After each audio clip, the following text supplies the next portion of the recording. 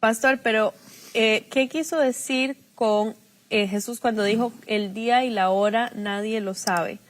Este es el versículo más controvertido, el que más se ha discutido, el que más se ha establecido como un dogma, y vamos a ver claramente con lupa. Si tienes una lupa, por favor ve tu Biblia para que veamos claramente lo que Jesús dijo.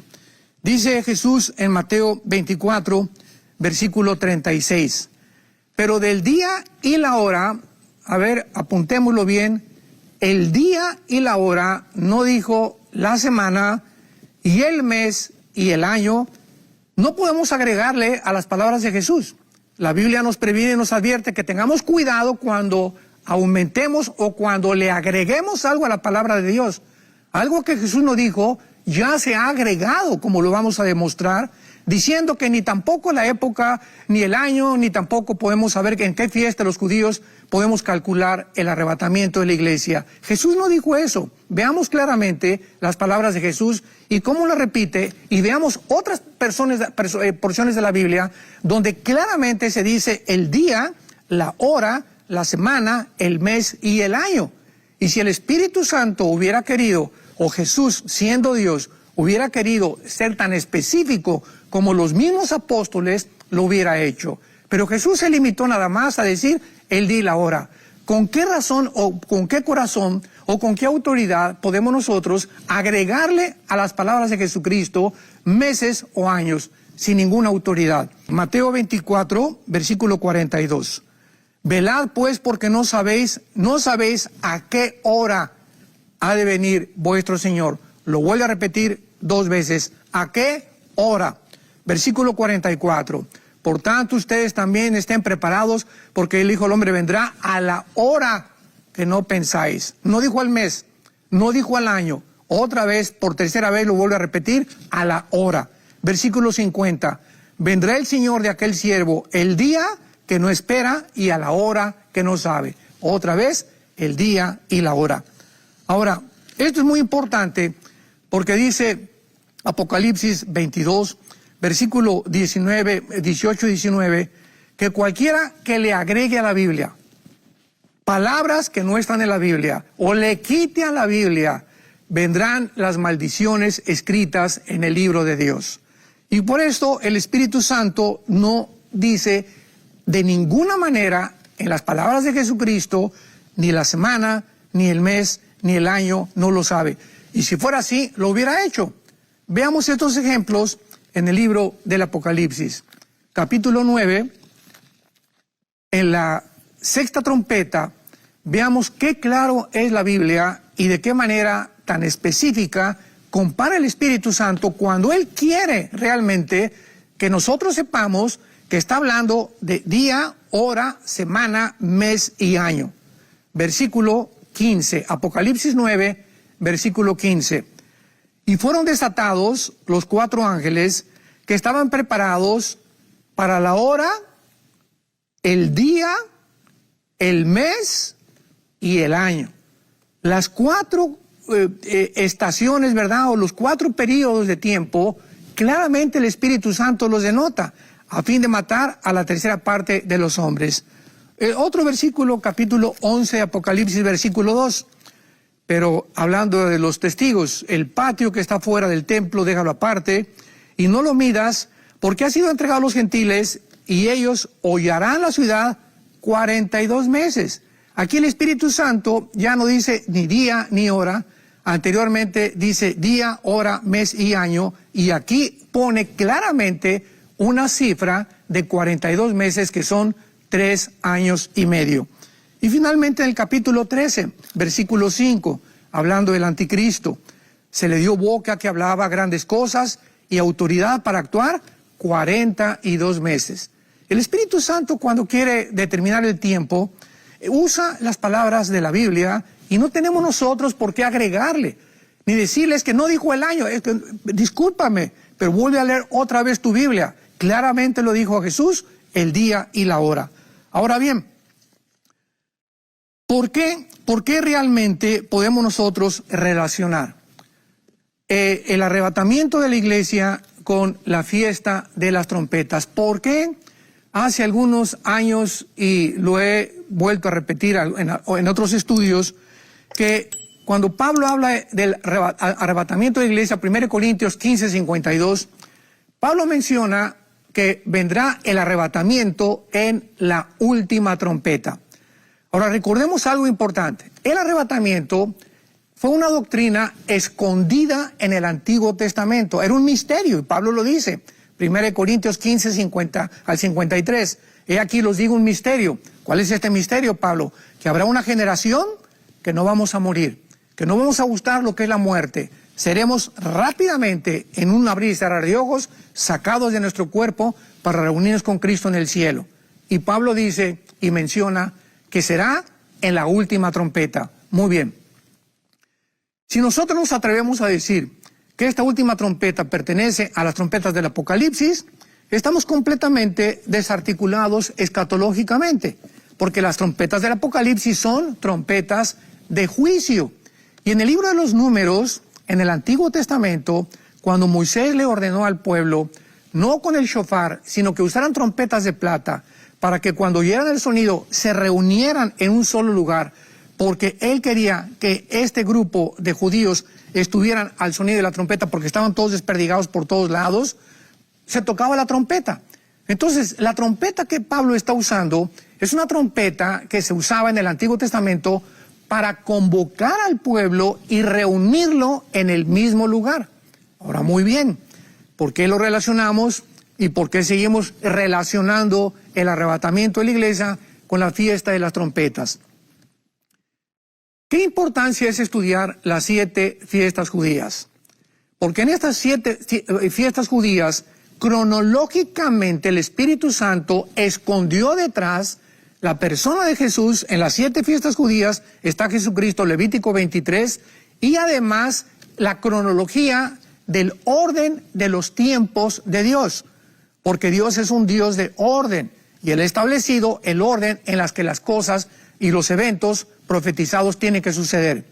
En primer lugar, en la primera venida de Cristo se cumplieron las primeras 4 fiestas: la Pascua, los panes sin levadura, los primeros frutos y la fiesta de Pentecostés, que fue exactamente la fiesta de Pentecostés el mismo día en que en el Antiguo Testamento Moisés recibió las tablas de la ley. En el Nuevo Testamento fue 50 días exactos. 50 días exactos. Para Dios es muy importante la gematría y los números, porque los números están asociados con las letras griegas y con las letras hebreas. Son los dos únicos lenguajes donde hay una conexión entre la letra y los números. Entonces no podemos descartar y decir, ¿verdad?, que no puede hacerse cálculos, que no puede haber números, etcétera, etcétera.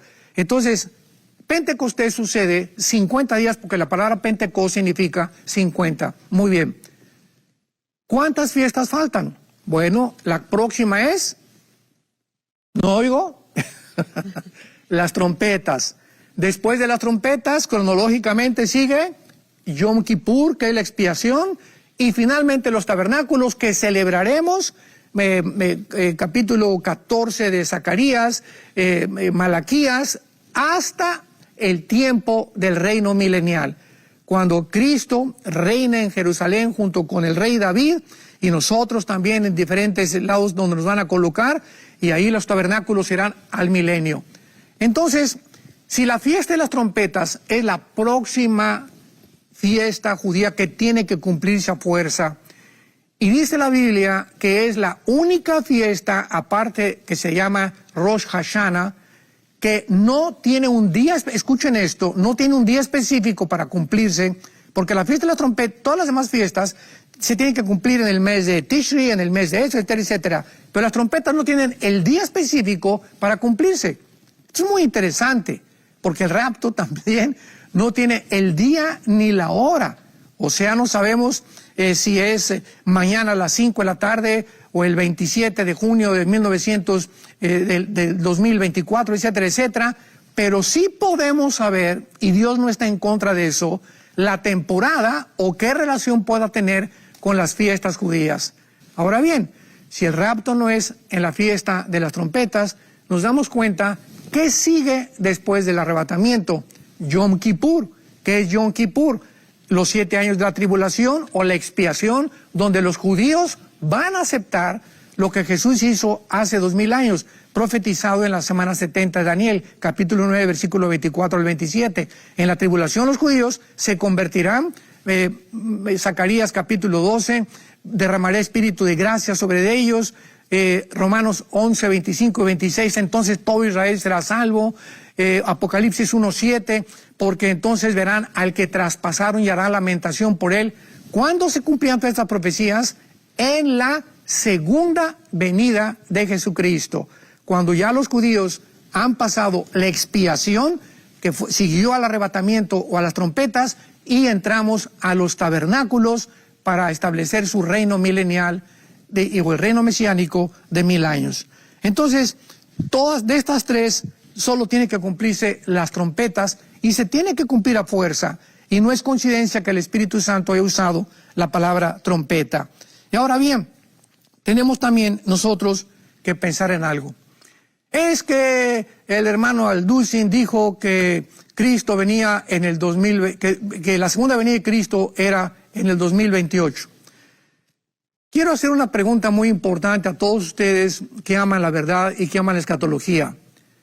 Los cristianos que van a estar en la tribulación, ¿podrán saber el año, escucha lo que estoy diciendo, en que Cristo vendrá? Claro que sí lo van a saber. ¿Cómo lo van a saber? Porque los cristianos que se conviertan en la tribulación van a saber que cuando el anticristo se manifieste, pasarán, ¿cuántos? 7 años, 42 meses, tiempo y tiempos y la mitad de un tiempo. Entonces podrán saber claramente, cuando se manifieste el anticristo, que a los 7 años Cristo regresa. Cristo dijo en Mateo 24:15 a los judíos que vivan en ese tiempo, cuando vean que la abominación desoladora entra a profanar el templo, huyan a los montes, salgan de Judea, porque vendrá tiempo de gran tribulación. Pregunta, ¿cuándo el anticristo va a violar y profanar el templo? A los 3 años y medio. O sea, los que se encuentren ahí y vean al anticristo, es la exhortación de Cristo, y vean ustedes que la abominación desoladora entra y viola el templo, córranle, porque de ahí en adelante quedan 3 años y medio, que son los 3 años y medio finales de la semana 70 de Daniel. Así que esos cristianos sabrán, en 3 años y medio viene Jesucristo. Ahora, ¿podrán estos cristianos ser calificados como herejes? ¿Hizo Dios alguna diferencia entre que ellos iban a saber el año y nosotros no tenemos la probabilidad de saberlo? Bueno, tenemos que pensar seriamente en esto, porque nos aventuramos a decir, es que Jesús dijo el día y la hora, el mes y el año. Jesús no dijo eso, vuelvo a repetirlo. Volvemos a leer la Biblia y volvemos a ver claramente la cronología de los tiempos de Dios. Y finalmente, Rebeca, hay una cosa muy importante que tenemos que aclarar también. La famosa parábola de la higuera. Porque pues muchas personas se preguntan cómo podemos sacar cálculos, cómo podemos saber que Cristo viene. No estamos diciendo otra vez, yo no he violado las Escrituras. El día que ustedes oigan el doctor Alducin o el pastor Alducin dijo que a las 5 de la tarde del 27 de junio del 2023 viene Cristo, en ese momento soy un falso profeta, porque Jesús lo especificó. El día y la hora nadie la sabe, ni los ángeles que están en el cielo. Pero veamos la parábola de la higuera en penúltimo lugar, en Mateo 24:32, donde Jesús, después de todas las señales que nos da, antes en el capítulo 24 de Mateo, nos da la clave, nos da un misterio que ya se revela por el Espíritu Santo muy claramente, diciéndonos estas palabras. De la higuera aprende la parábola. ¿Quién puede negar que la higuera es Israel? Nadie. Jesús, cuando maldijo la higuera en el camino de regreso a Jerusalén con sus apóstoles, no sabían que tenía un significado espiritual, que estaba maldiciendo a Israel. Y por todo el Antiguo Testamento, claramente la Biblia especifica y compara a la higuera con Israel. Entonces, ¿de qué está hablando Cristo? De Israel. De la higuera, aprendan la parábola. Israel será la señal más importante que les voy a dar. Cuando ya su rama está tierna y brotan las hojas, saben que el verano está cerca. Así ustedes, cuando vean, cuando sean testigos de estas cosas, ¿de qué cosas? De que la higuera, que Israel comienza a reverdecer, conozcan que está cerca, a las puertas. De cierto les digo que no pasará una generación hasta que todo acontezca. ¿Qué está diciendo Jesús? Cuando ustedes vean que Israel, esto sucedió el 14 de mayo de 1948. Ante los ojos expectantes del mundo y los más grandes escépticos y ateos, sociólogos e historiadores, Israel, casi después de 2000 años, regresaba a su tierra, como estaba profetizado en Isaías 66 también. ¿Quién vio nacer a una nación en un solo día? Dice Isaías. Entonces, Israel, ante los ojos incrédulos después de 2 guerras mundiales, regresa a su tierra después de casi 2000 años de haber sido expatriados y sacados y desplegados, extendidos por todas las naciones. Ahora, cuando Jesús dice que el momento en que Israel regrese o reverdezca, una generación pasará sin que estas cosas dejen de cumplirse, ahora nuestra tarea es buscar en la Biblia y escudriñar a qué se refiere Jesús con una generación. Bueno, hasta Moisés y hasta Josué, las generaciones eran de más de 100 años. Josué fue el último individuo en la Biblia que pasó los 100 años y Moisés a los 120 desde luego. Y de ahí en adelante, el mismo Moisés, en el Salmo 90, versículo 10, escribe que una generación es aproximadamente de 80 años. ¿De cuánto? De 80 años. Aquí todo está en la Biblia y no estamos hablando de nuestras propias perspectivas o mis propias opiniones. Estamos dejando y citando todos los versículos, apoyando con la palabra de Dios, 80 años. Entonces, ¿qué quiso decir Jesús? Que pasarían 80 años después de 1948 sin que todas estas cosas se cumplieran. Llegamos al año 2028, que fue el cálculo que yo hice. Le sumo a 48, 80 años, llegamos al 2028. ¿Estoy siendo un falso profeta? ¿Qué dice la ley de los falsos profetas en el libro de Deuteronomio en el Antiguo Testamento? Cuando un profeta hable y no se cumpla lo que dijo, entonces sabemos que fue un falso profeta. Pregunta, ¿ya llegamos al 2028 para ser yo considerado un falso profeta? No hemos llegado todavía, ¿verdad? Y si una generación no es 80 años, y si el 48, 80 años, quitándole los años bisiestos y el calendario judío que es de 360 días con el calendario gregoriano que es de 365 y nosotros, es una aproximación más o menos, no sabemos el mayo del 28, etcétera, etcétera. Ahora muy bien, si yo estoy equivocado y por eso me están agrediendo y tachándome, lastimando a mi familia, a mis hijos, a nuestros nietos, cumplo este año 46 años de estudiar las profecías bíblicas, 46 años de estudiar, ha sido mi pasión la escatología. Y si yo estoy equivocado en haber dado el 2028, cuando llegue el 2028 me pueden crucificar. Y yo, sinceramente, si llega el 2028 y no ha pasado todo esto, yo les pediría perdón. ¿Por qué no? No hay ningún siervo de Dios que haya sido exacto en todo lo que dijo. Pero no hemos llegado al 2028 para que yo sea condenado. Y nos damos cuenta, estamos a punto de una guerra nuclear, estamos a punto de la desarticulación de Europa, que surja el nuevo imperio, el antiguo imperio romano en su segunda etapa, de acuerdo a Daniel capítulo 2, estamos ante un nuevo orden económico internacional, estamos ante situaciones en las que ¿quién puede dudar que nos encontramos en los últimos tiempos? 2 años de pandemia nos confinan, por primera vez en la historia, nos damos cuenta que todo se apaga, ya no hay risas, todos enmascarados, viene la imposición después de las vacunas, etcétera, etcétera. Pero hemos pasado 2 años y entramos a este tercer año donde surge la guerra entre Irak y entre Rusia, donde he hablado bastante en mis videos y pueden ustedes verlos en YouTube y poder juzgar realmente que lo que estamos diciendo no es tan desaventurado ni tampoco para ser juzgados como falsos profetas. Voy a repetir, si en el 2028 yo pido perdón porque Jesús no vino y me equivoqué, bueno, los amilianistas, ¿verdad? O los hermanos en Cristo que no creen en las profecías bíblicas de los últimos tiempos, que no creen en el rapto, que no creen en las semanas 70 de Daniel, que no creen en el milenio, los amilianistas, ¿verdad? Como mi hermano Michelet, que cita a este señor en uno de los últimos videos. El hermano Michelet es amigo mío, yo lo admiro, es un grande hombre de Dios, es un grande predicador. Pero en la línea escatológica, él no piensa como yo, ni lo voy a obligar a pensar como yo. Pero yo lo amo y lo respeto y jamás me atreveré a atacarlo porque él no cree en el milenio, ni tampoco cree en la tribulación. ¿Por qué? Porque es la línea escatológica de este tipo de cristianos que tienen otra línea diferente a los pretribulacionistas a los cuales yo pertenezco.